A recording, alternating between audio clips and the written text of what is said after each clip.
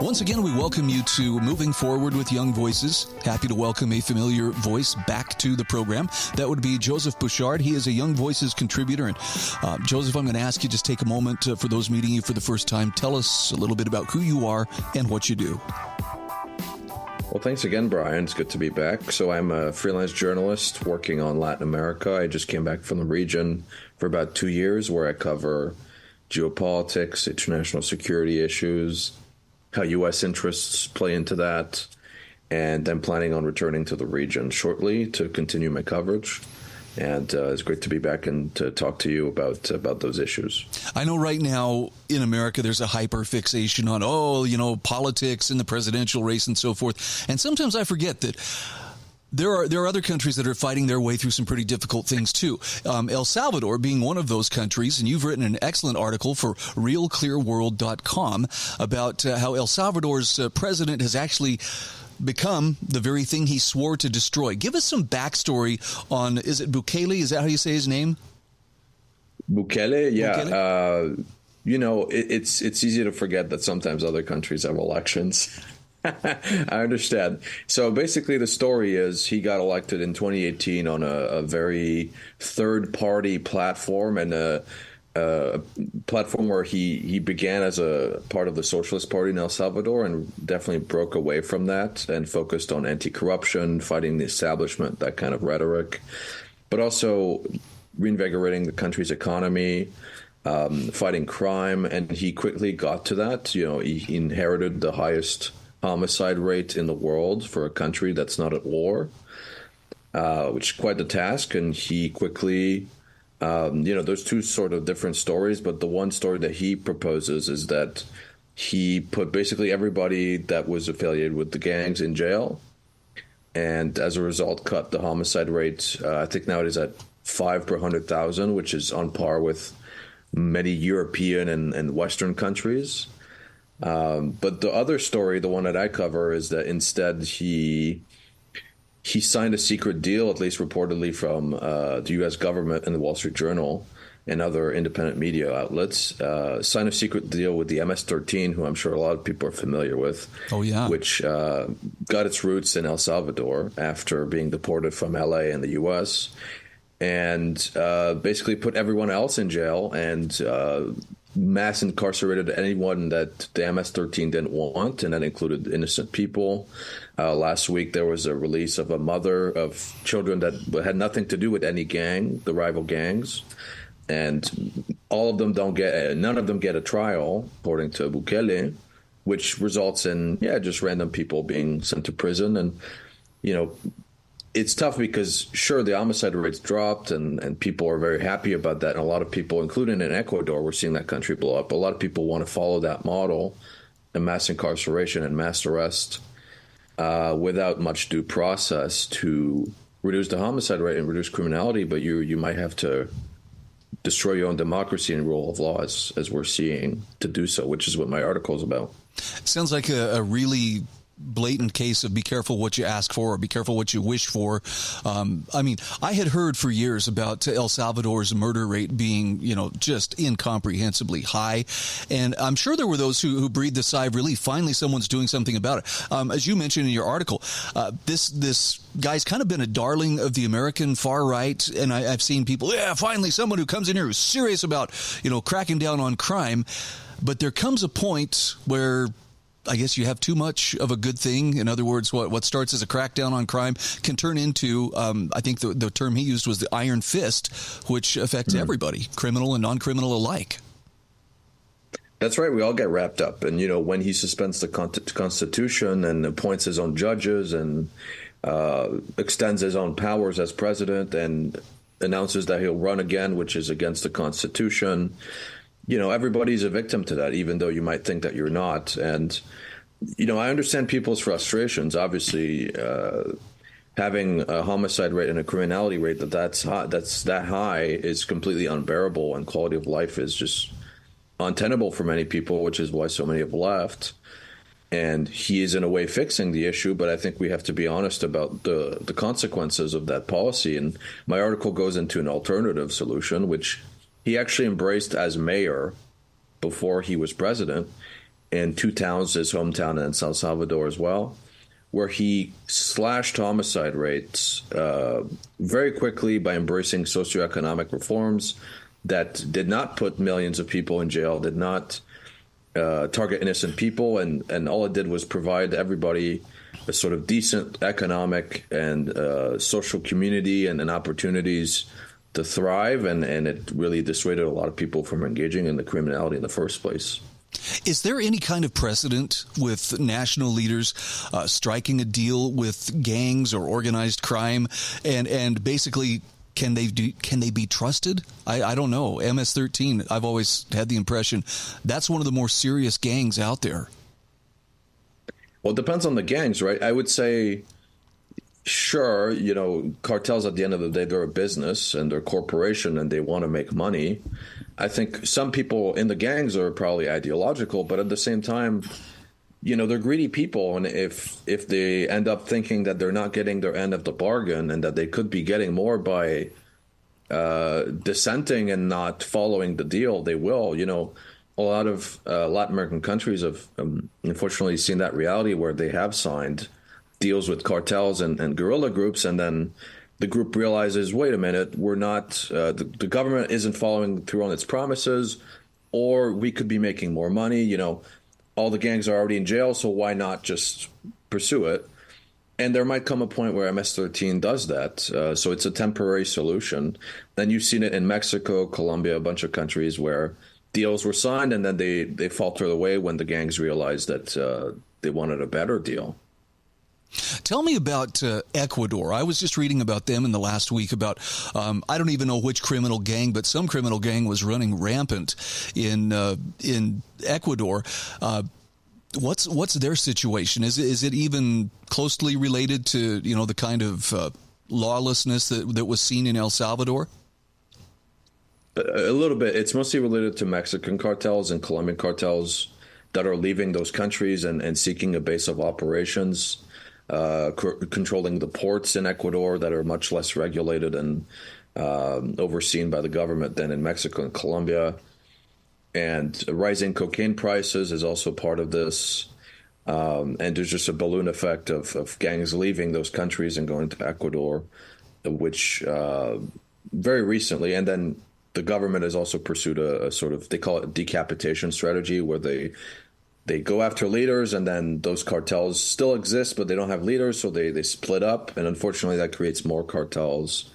And by nature, if the government is going to war with them, it creates more conflict. So it's just that sort of nexus, and it just all blowing up at once. Boy, it sounds like there are no easy solutions. In your opinion, is there a way back from this abyss that Bukele has put his country on the edge of? I would say so. I think it's very complex, and we have to take our time and not, obviously I understand if people get frustrated if short-term results are not satisfactory, but I think setting it on the right path, at least, would be a good start. Stop criminalizing small drug use, for example. Stop incarcerating innocent people. Give people basic rights to a trial, a lawyer, representation, humane treatment, and sort of undo that whole prison complex. I'm not saying release all the people that were found guilty, but I am saying put back in the rules in place that made that country function, and that will ensure that people don't revolt in the long term, and also that someone else after Bukele comes through and doesn't just abuse that system. And then after that, I would say embrace the socioeconomic programs that Bukele himself championed and focus on the root causes of criminality and why people join gangs in the first place, which isn't usually because they like it. It's just because they don't have anywhere else to go, and the gangs offer them a roof, food, stability, safety for their families, whatever, and address those causes and make sure that the problem doesn't start in the first place. So remind me again, in February of this year, you say Salvadorans should be asking for a different, more democratic future. What is the nature of the elections that are coming up? That's right. So there's an election next month, and right now the polling has Bukele winning this by a landslide. He wasn't supposed to run because technically presidents can only have one term in El Salvador and many Latin American countries to prevent dictatorships and abuses. But he got away with that through his own appointed Supreme Court, and he will run again. And he right now is polling at about 80%. Okay, I'll be keeping an eye on that. Actually, I need a good distraction from what's happening, in the U.S. with our presidential stuff. Again, we're talking with Joseph Bouchard. He is a freelance journalist and a contributor to Young Voices. Joseph, where can people follow you on social media? So you can follow me at GeoPaulWonk on Twitter or X, and you can just reach out to me there, and I look forward to chatting more.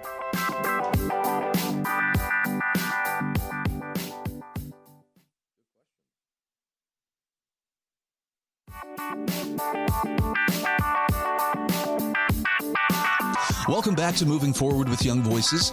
We're very happy to welcome Grace Bydalek back to the show. Grace, you've been on here many times before, but I know there are some folks who are meeting you for the very first time. Take a moment and tell us who you are and what you do.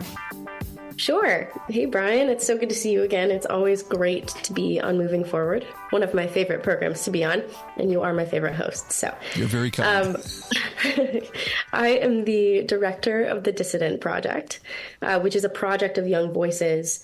And we are a speakers bureau who works with young people who have escaped authoritarian governments. So we work with young people from Eritrea, Venezuela, North Korea, Hong Kong, and a variety of different places, a variety of other places, and find them speaking opportunities in American high schools to talk about their experiences in their home countries, why it is they came to the United States, and then to talk very candidly about American liberties and why they should be protected. So yeah, that's who I am and what I do. And I'm based in New York City, where Young Voices has an office, and I do my work from here.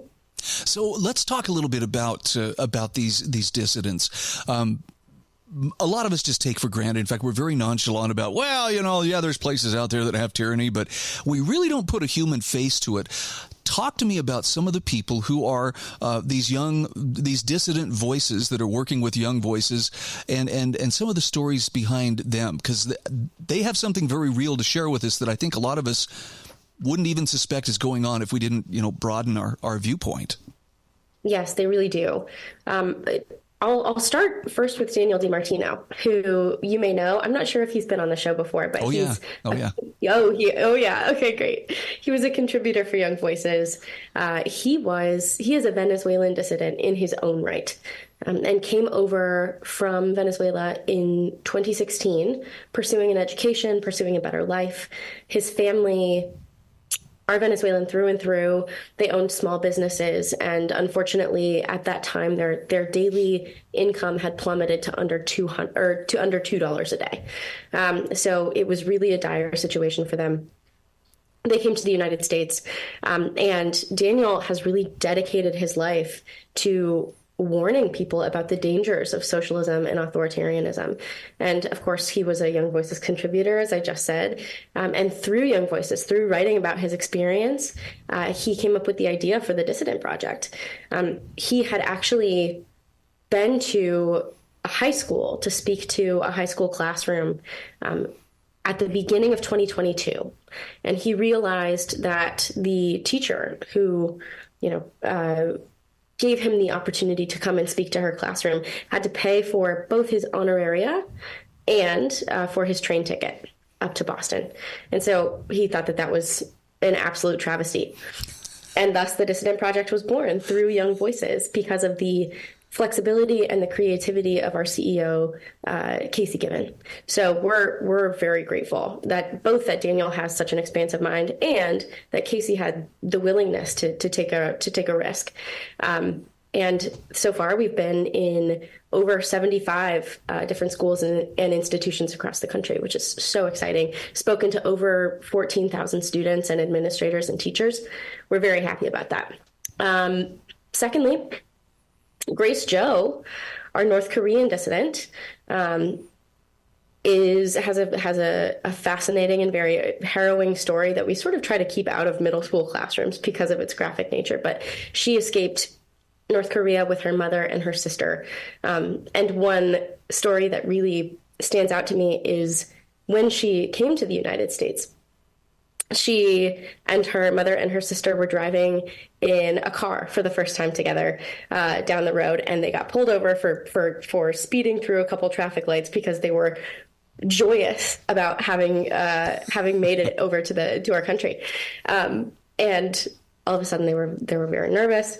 The cop comes up behind them, and they look out and see the cop face to face, and they all start laughing because they realize, this is the United States. Nothing like we've been through can happen to us again. And so it's just, there are some, though her story is very harrowing, there are some really beautiful, very profound moments of levity as well.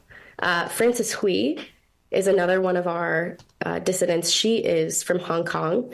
She was a part of the Yellow Umbrella protests, uprisings in Hong Kong, protesting the national security law when it really began to weigh on the Hong Kong people. And she was actually the first person from Hong Kong to seek political asylum in the United States. And so she has been just an incredible advocate for the freedom of Hong Kongers.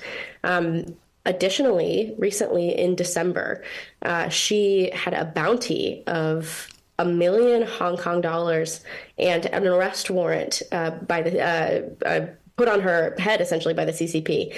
And her family, who is still in Hong Kong, was brought in for questioning by the CCP. So she has had an eventful few months, and we've done everything that we can at the Dissident Project to try and support her.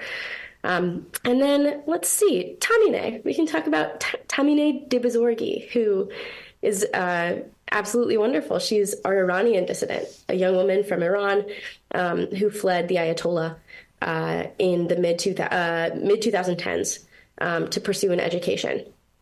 One thing that we love to talk about with Tamine is that she is a performer by nature, right? She loves to sing punk rock. She loves to sing classical music. She has blue hair. Every time that I see her, she has like a new hair color going on, and I'm always very excited to see the updates, so to speak. But her story is incredibly powerful. She leans into the message of freedom of education, freedom of speech, and freedom of expression more broadly. And she is now a law student in Washington, D.C. And so we're very, very glad to have her. Additionally, she and I were just chosen to be visiting fellows at the Independent Women's Forum. So we're working together on a dissident project for that company as well. But yeah, that's a little bit about who we are, what we do, and who we work with. In fact, can I ask, for those who really would like to dig a little bit deeper into the Dissident Project, I know you guys have a website. Where can we find that? We do. It's dissidentproject.org. And we also have Twitter, or an X, depending on what you call it, and an Instagram. And all of that will be just at Dissident Proj, Proj. Okay, I love that. I love the ones that you've highlighted, and I hope people will take a chance to look a little bit deeper into their biographies, and who knows, maybe there's someone within earshot who's like, wow, that's somebody we would like to have come speak at our school. Something I want to make really clear, and I know you've touched on this before, though. This is not a for-profit type of venture. In fact, there's a much deeper purpose behind this than simply making money. People could be out there, throwing book deals and movie deals their way, but there's a more important message that these dissidents are trying to get across. What is that message? Yes, absolutely. So firstly, thank you for bringing that up, Brian. All of our speeches, all of our educational opportunities, specifically for high schools, for high school teachers, administrators, students, everything that we offer to them is free of charge. We want our message, which is warning against authoritarianism and socialism worldwide, providing historical context for students, and additionally, emphasizing the importance of American liberties to be as accessible as possible, right? So that's really the foundation of why the Dissident Project was created, because of that story that I told you a bit earlier about Daniel and his experience at Algonquin High School in Boston.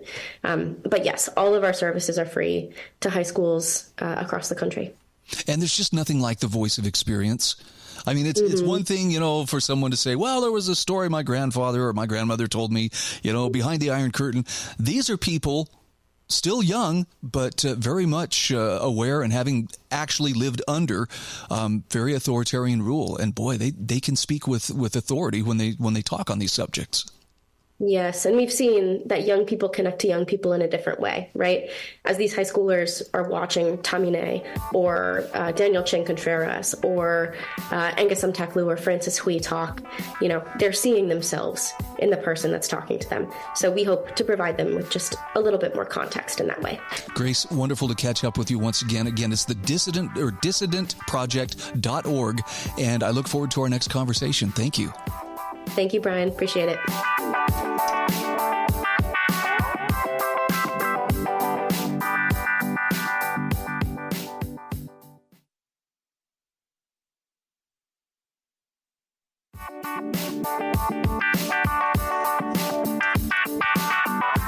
Welcome back to Moving Forward with Young Voices. Hey, we're happy to welcome Ethan Brown back to the program.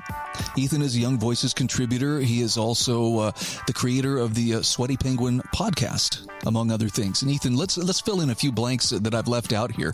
You wear a lot of hats, my friend. This is true, yeah. Which are we talking about? I know, in particular, you're very dialed into climate policy, and this is where you spend a lot of your focus. I'm looking at an article you wrote for The Hill about how the climate movement is among those that are seeing some splits over Israel and Gaza, and particularly activists targeting Israel. Man, I knew there was a lot of division. This is one I hadn't really counted on. So, spell it out for us and help me understand where are some of these rifts developing in the climate movement over Israel? Yeah, I'll start where I come from. I'm a 24-year-old Jewish climate commentator. My heart breaks for everyone innocent in Gaza and Israel that's been killed, for the Israelis that are still hostage over 100 days in. It's been a horrible situation, horribly emotionally distressing, never something I thought I would write about. And I also had the opportunity to visit Israel last February for the first time. It was a reporting opportunity through the Jerusalem Press Club to go meet with clean tech entrepreneurs and learn about some of the incredible climate solutions going on in Israel. And through that trip, I learned a lot about how climate solutions can be a peacemaking tool in the region. Israelis, Palestinians, Jordanians, all these people are facing this same climate challenge, and this is one of the fastest warming regions of the world, and the best way to address it is to work together. And I got to meet and interview several amazing people, including a Palestinian professor, Dr. Tarek Abu Hamed, who does this work building bridges. Very long-winded way to say I was very upset to see how the climate movement has moved in a very anti-Israel direction. To me, Israel is my homeland. The Jewish people are indigenous to it, and I saw the potential that peace and climate solutions could have to help the region. So I wanted to share those lessons with people. So what exactly is Israel being accused of doing that is anti-climate in terms of their actions? There's a number of things, and really what I tried to get at in the article is how I fully respect if climate activists want to support other causes, if they disagree with me about the intricacies of this conflict. Totally got it. Linking the conflict to climate has to be done carefully, especially if you want to create a movement that's welcoming for all of us. So some of the things that have been done, I've seen accusations that Israel is trying to steal Palestinian fossil fuels.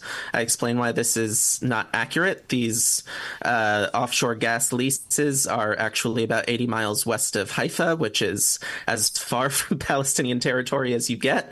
I've seen accusations that Israel is is forbidding Palestinians from collecting rainwater, which is partly true. It's Israeli laws basically set all water as public property. It's a big reason why Israel has managed to handle water scarcity so well. But as part of that, there are officials who have discriminately denied permits to Palestinian water projects, and that's a big problem. But it's a little different from how it was characterized. And more recently, I couldn't even get this into the article in time, but The Guardian did a whole piece about the carbon emissions from the conflict, which the facts were true, but I found it very misleading and out of context. They were talking about hundreds of thousands of emissions coming from Israel's counteroffensive in Gaza. This is compared to like 150 million tons of emissions from Russia's invasion of Ukraine. So that's a taste of it. But there's a lot of accusations that are being made that I think are untrue and I think can be damaging to the movement. It's, the whole Israel-Gaza or Israel-Palestinian conflict. I mean, look, even as a kid growing up, I remember that being quite a source of controversy. It's been going on for a very, very long time. Is there any middle ground where people are going to be able to find some kind of commonality? Or is this just destined to continue on with people fighting over things that they don't even personally remember, happening? It's so difficult, and I think there's a difference between what happens there and what happens here in the U.S., where a lot of people have not been to Israel, have not seen a lot of what I had the incredible opportunity to see last year, and I hope to go back sometime and learn more from people within the region itself. I think that both sides need new peace-oriented leadership.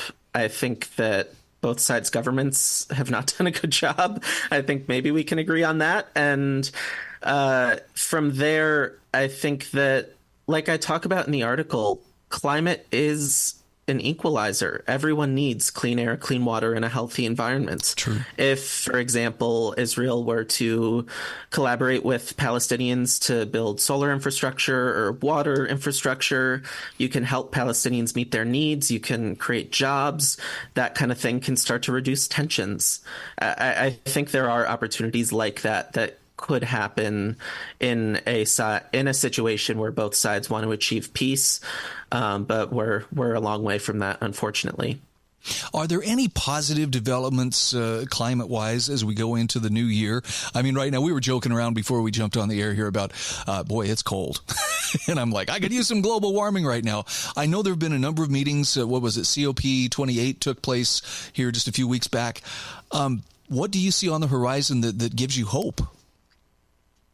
Yeah, we talked recently about how the UN climate conference led to every country in the world signing on to a transition away from fossil fuels, which is a pretty big deal. I recently did some reporting on why some countries may not be as bought into that, if you want to check out the Sweaty Penguin, but it's a big deal that it's a big deal that they signed that. Furthermore, I think stuff we've talked about before, right? We have seen the cost of solar drop by 85% in the last decade, onshore wind by 55%, batteries for electric vehicles by 85%. We've seen proof that all these climate solutions don't just help the environment, but also the economy, health, justice, security. That's always been why I get out of bed in the morning and I want to work on this issue, because I think there are solutions that are tenable, that can not be sacrifices, but bring economic prosperity and help all of our lives. And so let's keep on that. Okay. And for those who want to delve a little bit deeper into this subject, or actually even into the Israel Gaza issue, do you have any information resources that you find are good, credible information that's not steeped in anger or rhetoric? I think that there is probably, but for me, it is a lot of just reading as much as I can and talking to real people, which I've had the opportunity to do, and using every critical thinking fiber in my body. Lots of places have lots of different reporting. Things get taken out of context very easily. It's been difficult for me as someone who is Jewish and does believe in Israel's right to exist to see some of the ways even the UN and nonprofit agencies that I've supported or not supported, but valued their work for a long time, taking a lot of things out of context or not making statements on a lot of the horrors of October 7th. So I'm in a bit of a weird spot, and I'm still struggling to know what to believe. And I think a lot of people feel that way. So my best advice is to read everything you can while keeping an eye on your own mental health and think as critically as possible about it. Amen. And watch for the bridge builders. Look for the people who are actually building bridges as opposed to just trying to tear down everything in sight. Yes, that's a fantastic piece of advice. Ethan Brown is a writer and commentator for Young Voices. He's also the creator and host of The Sweaty Penguin. Ethan, where can people find you? You can find me on Twitter, Instagram, TikTok at EthanBrown5151. The Sweaty Penguin is at thesweatypenguin.com or wherever you get your podcasts. We've also got a Patreon at patreon.com/thesweatypenguin. So go check that out if you want any merch or bonus content or get questions on the show.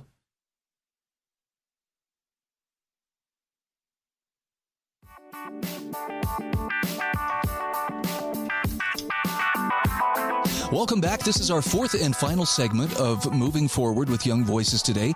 Very happy to welcome Noah Gould back to the program. Noah, you're going to be a familiar name and voice to some of our listeners, but for the sake of those who are hearing you for the first time, take a moment and introduce yourself, please. Yeah, well, thanks for having me, Brian. It's always a pleasure. My name is Noah Gould, and I work for the Acton Institute for the Study of Religion and Liberty. And I run our student programs and alumni outreach, as well as write on business culture, entrepreneurship, thinking about literature and culture as well. So I love to connect different ideas in my writing. I'm excited to talk about entrepreneurship with you, too, because I'll admit it, I was very late to the party when it came to even entertaining the idea of being an entrepreneur. Something about, the safety, the security, the predictability of just being an employee, collecting a regular check, and not really having to make any of the really tough decisions.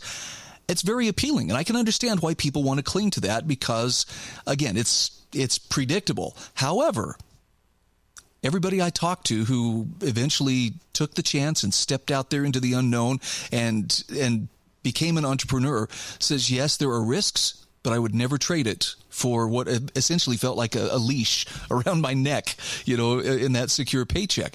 Talk to me about your experience. Yeah, so you're right that being an entrepreneur involves a certain amount of risk, but it's a really important role in the economy. If we think about problems in the economy that people are facing that need to be solved, the entrepreneur is that person who sees that problem that is not currently being filled by any existing company and says, I can step into this gap and add value in a unique way. So yes, it's risky because you might be not assessing what that need is in the right way, but there is a certain amount of reward.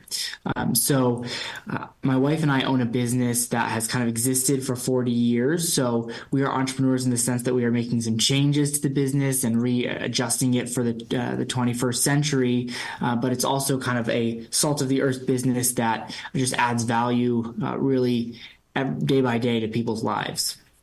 And there's something to be said for that. I mean, I know not everybody has that daring mindset. You have to have a little bit of a sense of adventure because it's not the easiest path. And I think a lot of times we go into the workforce, well, I'm looking for a way to make the most money or get the most prestige and the most money without actually having to work really hard. But entrepreneurship requires hard work, even at a small level. You've got to be willing to put in as many hours as it takes, not just a 40-hour week.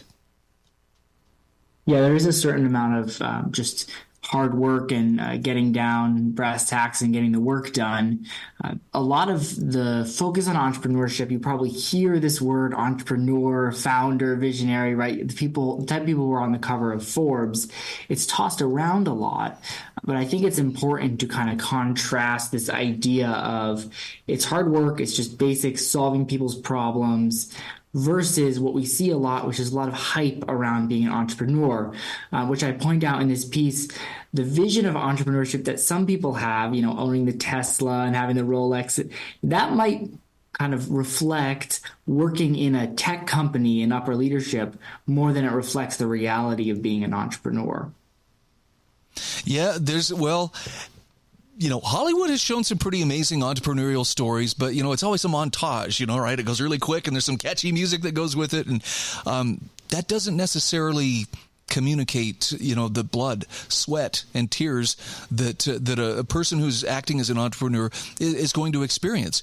And I guess the thing is, if you're doing it right, you're still going to experience those things, correct? Yeah, I think the Hollywood version has a few things that's wrong with it. One is, like you said, it's the sped up version, and we kind of skip over, maybe the entrepreneurial failures, the companies that didn't work out before they got to the one that we're seeing on screen. So that's one element. Another element is often it's focusing on just one person.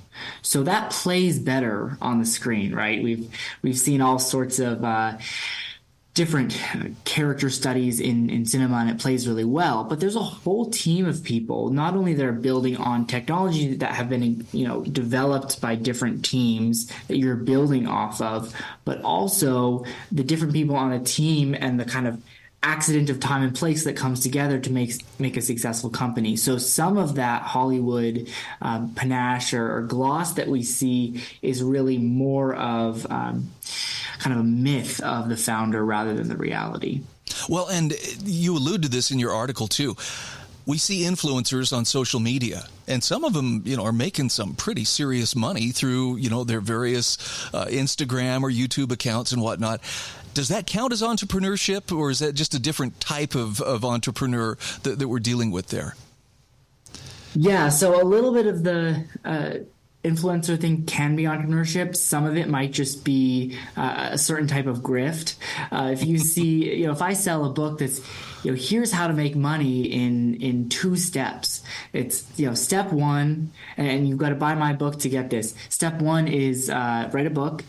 Step 2 is sell it to other people who, want to know how to make money. And so that's kind of it's not really creating long-term value. It's just kind of marketing yourself and using your platform. So this is 2 different trends that we see that are seem contradicting, but are both existing currently. One trend is we talk about innovation and entrepreneurship a lot. So there are lots of influencers who want to talk about their lifestyle and what it's like to be an entrepreneur. And there's lots of innovation centers at universities. That, innovation is just kind of accepted to be a good thing. On the other hand, we actually have a fall in the money that's spent on the research and development that companies are doing. So there's a kind of a slow fall since the 80s of real innovation and real kind of investment in these changes that we need to see in the business world. Wow. If you had advice for young people who are considering taking the entrepreneurial path, what's something that they should probably keep in mind, before they jump in with both feet? Yeah, so I think there's 2 things that I would really want to highlight first off for anyone who's considering being an entrepreneur. One is that there is a certain nobility or value to it if you can solve real problems that people face. There's certain people who will kind of undermine that business is valuable, that it creates value for real people. That's not the point that I'm making. I think there is a real value that you can create, and this is a noble calling if you want to pursue this. The second thing is that you want to really focus on what is the problem and what is the solution. And the importance of that, I can't really overstate. You need to focus on what solution are you trying to bring to the market, and how can you make people's lives better in one way or another. And it's not going to be by just projecting this image of an entrepreneur. You really have to have value that you're bringing to the marketplace. Wow. I think I may need to hear this as much as anybody else. What are some of the the icons that you look to, people who have done a good job of being problem solvers, forward thinkers, and not just out there projecting some kind of flash or hype and, hey, look at my new Tesla or whatever. Who are some of the people that you look up to when it comes to entrepreneurs?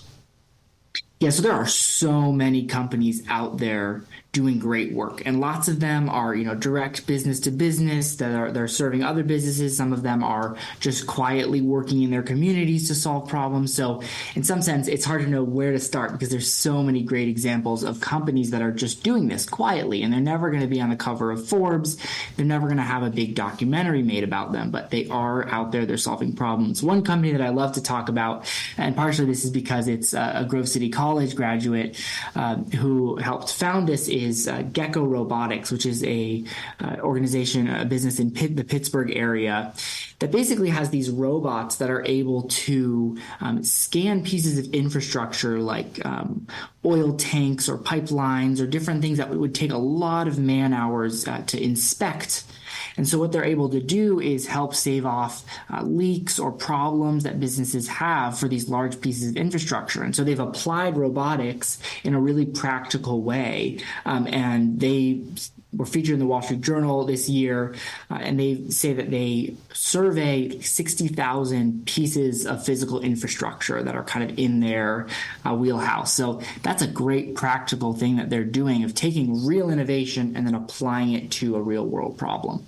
Okay, and I would recommend for anybody who really wants to get a little bit deeper dive than we've been able to cover in this short 10-minute conversation, they should check out your article on the Acton Institute's website. And again, we're talking with Noah Gould. He's the Alumni and Student Programs Manager at the Acton Institute and a contributor for Young Voices. Noah, where can people find and follow you on social media? Yeah, so I write about all my pieces and what's coming out in news on Twitter/X at Noah C. Gould 1. So feel free to follow me there. Okay, and Gould is Gould, correct? Exactly. Thank you. Okay, great to catch up with you. Thanks again, and I hope we talk again soon. Always great to talk, Ryan. Thank you.